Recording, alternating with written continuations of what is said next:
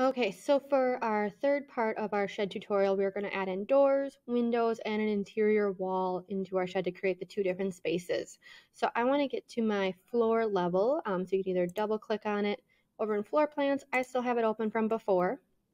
So I want to add in a door. So I already have one door added here, but that's actually not the size I want to use for an exterior door. But you probably only see the single flush, and it's pretty boring. So I'm going to show you how to add in more door options.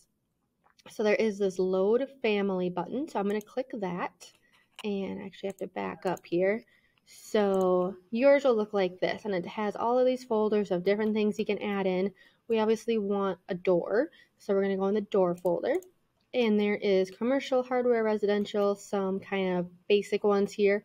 I'm going to go into residential, and I want an exterior door. So I'm going to look through, maybe I'll do this rounded one for this example here. You probably want exterior, a garage door you don't want to do and won't fit on our shed. And then there's interior, this is for the outside of our shed. So we want exterior. So find one that you like, and I'm going to click open. And now it asks you for the size. Before it would actually load all of them, which was kind of nice, but now I guess you have to choose which one you want. So since this is an exterior and to meet like ADA standards and all of that stuff, we want our exterior door to be 36 by 84 to make it handicap accessible. And so that's wide enough. So I click that one, and I'm going to click OK. So now it does automatically modify it there. So I have my 36 by 84. And now I can choose where I want it. So it's obviously going to attach to a wall. It knows that it can't just like be a floating door in the middle of a room. And I want my door, I want it near a corner. And I'm going to make it so that my door opens towards like, or the door is near the wall. I'll show you what I mean here. So I'm just going to click it where I want it. And if I zoom in here, you can see that there's these little arrows where you can flip which way it opens. So I'm going to have mine open to the inside, and I want like the door part to like be near the wall. So that way when you walk in, nice open space. So you can choose how you want yours, but that's what I'm going to do for mine. So there is my door. You can, it automatically like sets dimensions and stuff too. So I went back to like my little modify arrow, and you can see that it automatically adds in dimensions. You can, cancel. You can edit these two, so if you needed a certain distance, you can see exactly, it automatically puts those things in there for you. All right, so there's my door. I'm gonna add in my interior wall first, because where my two rooms that we create in here, each of them needs a window. So I'm gonna go to my wall, and instead of our basic generic wall, I want to change it to an interior. Let's do 3 1/8. It's very slim. It's good for inside of a shed. That'll work for one of my walls. So you can decide how you want your two rooms in here to sit. It has to stay inside of here. I'm just going to make kind of like a little closet. And you can see it kind of snaps. If you want to do angles and things, you are more than welcome to. We'll go 6 feet, 5.5. That's a good little closet inside of the shed. So let me double check that these walls, that is not what I wanted on there. So whichever wall that you have the door on, you're probably going to need a little thicker so that the door has room for it. So I think I'm going to put my door on this longer wall.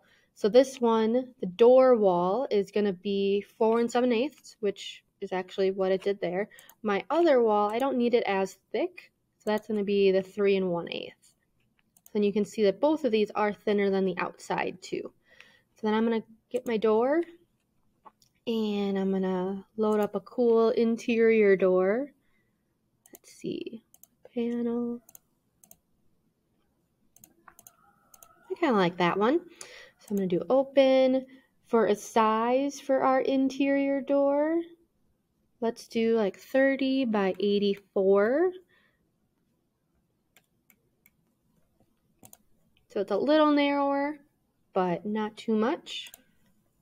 And again, I'm going to put that on my thicker wall. I think I'm going to have it open to the outside to give it more space in there. So there we go, a nice big closet inside of my shed. So kind of to summarize, this door is 36 by 84 for my exterior. My interior door is 30 by 84. The wall that the door is on is this basic wall interior 4 7/8 to make it thick enough for that door frame. And then the other wall is just basic wall interior 3 1/8. So you want to follow those sizes. So now I'm going to add in my windows. So I need a window in each of the rooms. So I'm going to go to window, and again, it's pretty, there's double hung, casement double, but I want to see what other ones there are. Maybe there's some really cool windows. So because we were in our doors folder, you're going to want to back up onto that US Imperial. Let's find windows. And so skylights would be in the ceiling, so that we're not going to get to for this project right now, but those are kind of cool. Let's see.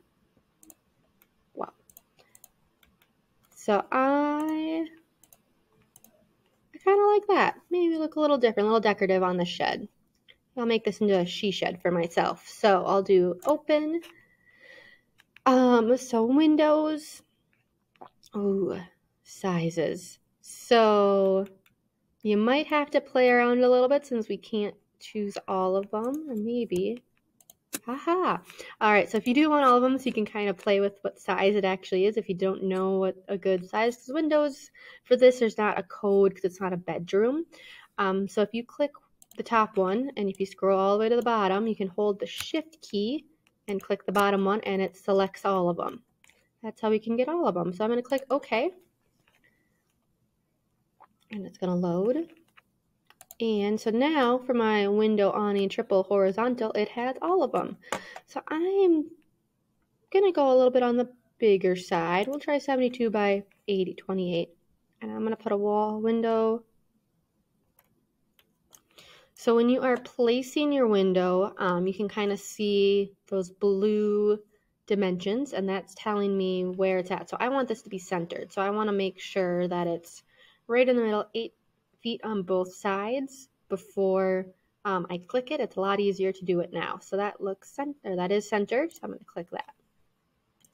And it's obviously not going to fit in that room. So maybe for that one, I'll do a little bit smaller.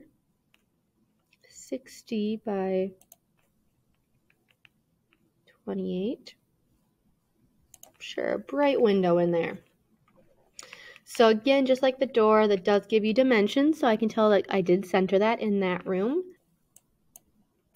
Oh, so another thing with the windows that you can see these little arrows, how it can flip in and out. So it's like what's the outside, what's the inside of the window. So we want it that way. And when you do your 3D model, you'll be able to tell a little bit too. All right. So now we have our windows, our doors, our walls. Let's take a look at what the 3D view looks like. It actually looks okay. So sometimes that interior wall will actually go like through the roof. And if that happened, so you can kind of see in our properties, if yours did go through the roof, and you can change this top constraint. So mine says up to level roof. So that means it's only going up to the roof. It's not going past it. Both of them are there. If I did unconnected, 8 feet, it would be right up there, but it might not be fully flush all the way if we were to look in the windows. Let's look here actually. Zoom around. Can we look from the bottom? Yeah, so it doesn't go all the way up because obviously this wall is 8 feet, but the ceiling is higher. So we want to make, and this one, you can tell it does go all the way up. So for those walls, we want it to go all the way up to the roof. Up to roof. Up to roof. Another thing you can do just to make sure, especially when we're doing bigger things, when you can actually go inside more, you can click attach top to base, and that will send it up there also. All right. All right, so the last thing we're going to do with our house is render it. So this is where it starts to look really cool and kind of like where the magic happens. So I want in my 3D view to make my position or get my house positioned how I want. So I'm going to rotate around. I want to see that door and a window. We'll do that. I like that positioning. So however you have it set up right now is what it's going to kind of take a really fancy picture of, and you won't be able to rotate once it renders without waiting longer. So you want to get this view set up exactly what you want to show off. And so there is, oh, my little, hide that. This little teapot down in the bottom.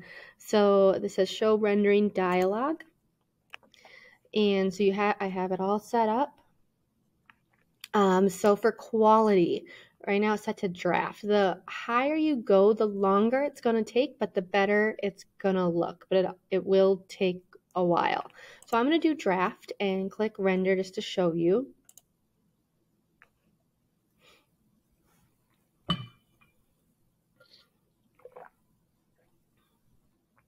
All right, so there it goes. Doesn't look that great. So that is the draft. If I go to like high, and I have to click render again, and it's gonna think and do its thing. And depending on your computer quality, how much time you have is how long this will take. So I'm gonna skip ahead here so you guys don't have to watch this go. All right, so probably took just under 2 minutes there. There we go. I'm gonna have to play with this some more.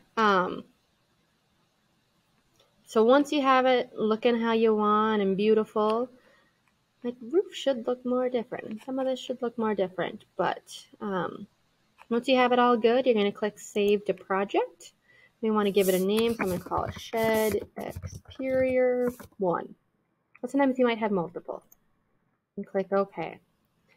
So I'm going to close this, and now like it does go away, but where it ended up being now is down in our little renderings tab, and we're going to use that later for when we put together our sheets that kind of you would give to somebody to make this or to understand what's going on.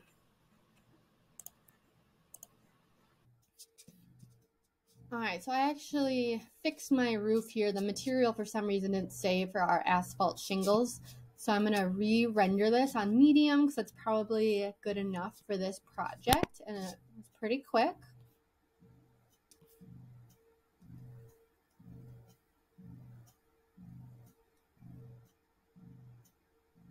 There we go. Now the roof actually has some material to it. So our walls are really boring just because of those new materials that we made. We didn't play around with like the look of those materials. I'll show you guys how to do that later, but that looks pretty good to me. So before you quit, I mean, you want to make sure you save the project. I'm going to call this Shed Exterior A. Other times you might have multiple views. This one will probably be okay with just this one. I'm going to click OK. And now I can close my rendering window. So it does save it then when we did save the project to this rendering tab in our project browser. So I have a 1 and an A because I was playing around and fixing my roof. So there is that new rendering that we will use tomorrow or in your next video, the final part of this tutorial series, putting together all of the architectural sheets that you'd give to another architect or a construction person to actually make this shed.